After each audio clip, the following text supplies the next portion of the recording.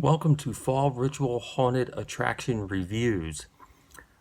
So I was thinking over the summer about doing album reviews, but not just any album reviews. Albums we listen to on the way to haunted attractions, albums we listen to while decorating the house, albums we listen to a lot during the months of September, October, just that has that fall, Halloween atmosphere to it. Before I get into the review, my first album review, I just want to say a huge thank you to everyone who subscribed to this page. I think I have like 24 subscribers, which to me is crazy. When I did my first review last year, I was like, no one's even going to watch this. So it's really, really cool, and I appreciate everyone who subscribed, who's watched it, who went out to an attraction that didn't know about it, and from my review they heard about it and went to go check it out. So thank you to everyone who subscribed, watched, everything. So the first album I'm going to review is Dead Man's Bones, their self-titled album, which came out in 2009. If you know this album, you'll know exactly why this needs to be the first album that I do a review of. If you don't know Dead Man's Bones and you love Halloween and you love the fall and you love everything about it, you need to own this album. If you don't know, it's only two band members, Zach Shields and Ryan Gosling. Ryan Gosling, obviously, you would know. Zach Shields, he does a lot of producing on stuff. He's a movie producer. He just did the new Godzilla. He was producer on the new Godzilla that just came out. It also features a children's choir, the Silver Lake Conservatory of Music Children's Choir, which I found out was put together by Flea of the Red Hot Chili Peppers, which is really crazy. I have no clue what else they do or what else they did or if they could be heard on anything else. But I guess Ryan Gosling, Zach Shields had this idea of having this children's choir, which really, really works for this album. Like I said, it came out in 2009. This is the only album they ever did. I know everyone who's heard this album or knows about this album wishes there was more, wish they did more music. But sadly, that's it. It's just the one album. So it starts off the album. There's about a minute intro into it. It's just kind of what an intro usually is. It's just minute long, then kind of starting off the album. Then it goes into a song called Dead Hearts, which is a very slow song. It's actually kind of tough at times to hear the lyrics. Just this really, it starts off with like this vibe to this album that just is like really almost, it's sad and depressing, but the lyrics are really good. I know it's kind of tough to hear the lyrics, but if you look them up, it's some really good lyrics. After that, it's going to go into a song called In the Room Where You Sleep. This would be the song I would say, even if you haven't heard the album, you'd probably know it. It was in the first Conjuring movie. I think in the scene they're like setting up traps or something. It's been a while since I've seen that movie, but it's used in that movie. So if you've seen that movie and you hear the song, you're like, oh yeah, it's a song from the Conjuring movie. This song starts off with this really cool like keyboard intro, like the the keyboard riff to this is such a cool. It's the first song that really picks it up. Like the intro, Dead Hearts, they're kind of slow. This one really kicks in with this like electric keyboard. It almost sounds like an organ too. It's really creepy sounding, which again is the whole tone of the album, so it fits perfect. Um, After that is a song called Buried in Water, which is I describe as beautifully depressing. It is such a depressing song, tempo wise, just the whole mood. Yeah, it's just really chilling and like depressing. But I say beautifully because the lyrics to this song are just so beautifully written, and the way it's sung is just it's such a beautiful song, but it is really depressing. And this is the first time you hear the kids on this track, and the kids bring this element of creepiness that is just it works so well for this album. Um, so you're gonna get to that song, you're like, wow, this is really sad, but yet it's so like beautifully written. It's an all around really great song. It's has this great chilling vibe to it. Next song is My Body's a Zombie for You, um, which again, it's a little more upbeat, especially coming off of Buried in Water. Um, the thing about this song that I always, every time I hear it, I was fortunate enough to see this band live back in 2009 at the First Unitarian Church. If you know the First Unitarian, you know that is an actual church, but in the basement they put on concerts. When Dead Man's Bones played there, the concert was actually in the sanctuary part. So we're sitting in like these church pews, hearing a song called My Body's a Zombie for You. And at the end of the song, these kids start like spelling out the word zombie. And, it starts soft and progressively gets louder. And I'm just sitting there thinking, I'm like, this is amazing. Hearing this song in a church setting is like, it's something I will never forget. Um, so yeah, it's one of the upbeat songs. It's a good song. After that is a song called Papa Power, which again it has this awesome keyboard riff in the beginning. Kind of like In the Room Where You Sleep. It has like this electric keyboard, but sounds like an organ. It's just really one of the coolest things, and it's very creepy and chilling the way they do it. There is a music video for that song.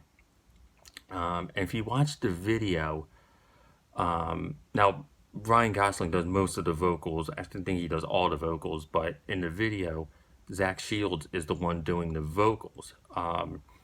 It's very tough to tell who's singing which song. They distort their vocals a lot, but that might be Zach Shields on vocals on that song. But there's also the kids on it. It's a really fun song. Which leads into Young and Tragic, which again is not an upbeat song. It's really slow.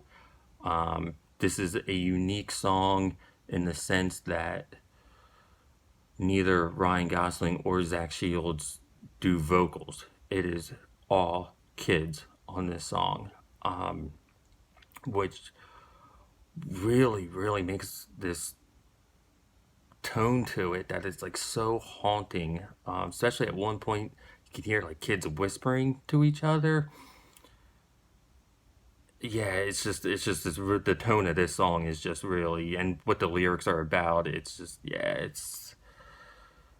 I guess you need like the upbeat songs to balance to counter out these slower, more depressing songs, but this is definitely one of those slower, more depressing, creepy, eerie songs. Which then goes into a song called Paper Ships. Again, it's more an upbeat song. If you look up the genre of this album, especially on Discogs, it says it's doo-wop. I don't know where the doo-wop aspect comes from, other than maybe this song. There's kind of like that doo-wop vibey in the beginning. Also, the kids are singing like these la la la's throughout the chorus. But it's more of an upbeat song. Then you're going to go into a song called Lose Your Soul, which is personally my favorite song off the album. It starts off with like this like drum beat and hand claps. And anytime there's hand claps on a song, I know it's going to be one of my favorite off the album. So it has this drum beat, hand claps, then this piano kicks in and it slowly builds. And just the beat and tempo of this song is so good. And the children singing the chorus is so good. It's just one of those that, like, as soon as it's over, you want to listen to it again. So with that saying, with like this beat and this tempo, there's actually one point where the music stops and it's just the kids singing, and then after a while it like goes back into that tempo, and it's just one of the best songs, my personal favorite. It's just a fun, really fun song about losing your soul, you know. After that, it it goes in a song called Werewolf Heart, which again is a slower song. Not necessarily like as depressing as some of the other slower songs, but definitely slower. The kids do a lot of like talking during the chorus, which is really unique. Again, these kids add this like eerie vibe element to it. After that is the song called Dead Man's Bones, which is probably the most upbeat song on it,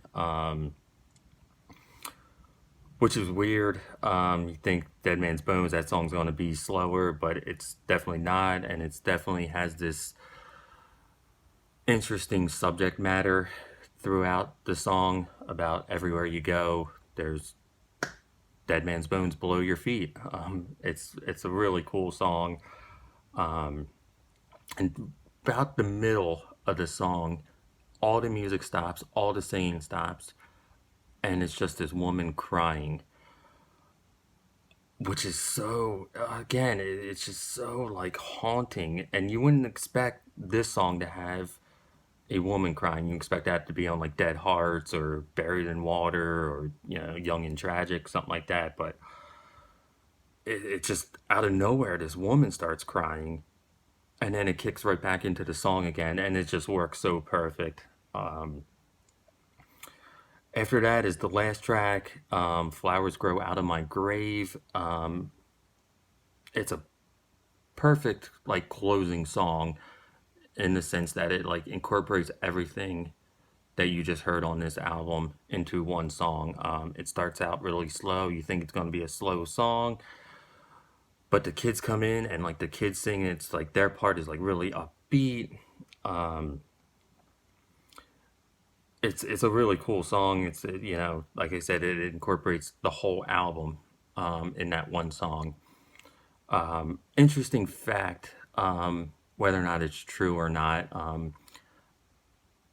I saw on Discogs that one of the female singers on the last track is Rachel McAdams, which I guess would make sense because I guess they were dating or married at the time, so it would definitely would make sense. But I've only seen it listed on Discogs, nowhere else that she actually sings on this. So who knows if that's true? But I guess pretty cool if it actually is her on there.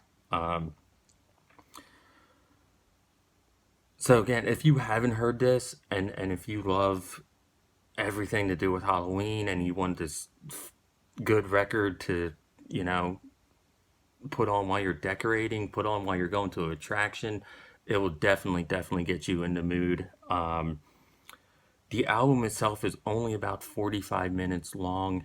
So if you're going to attraction that's kind of close, it'll work perfect. But if you're going to a longer attraction, you'll definitely be able to listen to the whole thing and probably some other stuff. But an interesting fact about this is they were actually going to make a music video for every single song on this album, which would have been cool, but I guess they never got around to it. This album is not overly produced by any means. I mean, you would think like, okay, you got Ryan Gosling, you got Zach Shields, you got this children's choir that was put together by Flea. You would think it would be like mass produced and everything. It is not. It sounds like it was roughly made like, you know. In fact, when they made the album, they only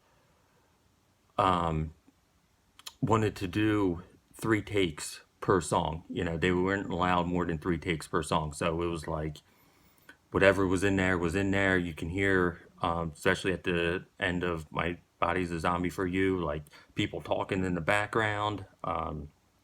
Even Flowers Grow Out of My Grave, you could hear people talking in the background. So it's definitely not this mass produced album that you would think with that lineup.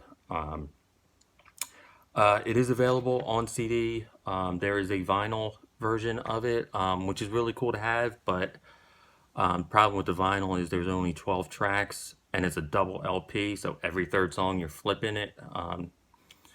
It's cool to hear on vinyl, but kind of gets old getting up every 3 songs and, you know, flipping it. It's also on Spotify. I know it's on Spotify.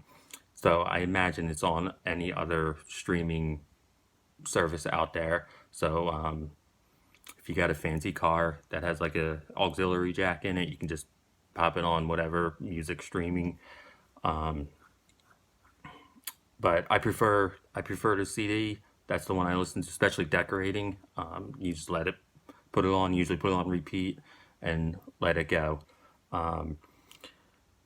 If you heard this album, you'll know exactly what I'm talking about. You'll know exactly why this is a perfect Halloween fall sounding album.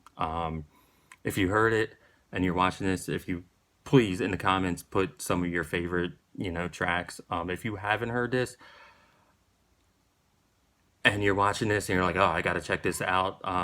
Yeah, let me know what you think of it. Let me know your thoughts on it. I'm always curious to hear thoughts on it because to me it's a perfect fall Halloween album. So yeah, let me know what you think. I'll definitely be doing more album reviews. Actually, next one I think I'm going to do is kind of a companion piece to this. So keep an eye out for that. Thanks for watching.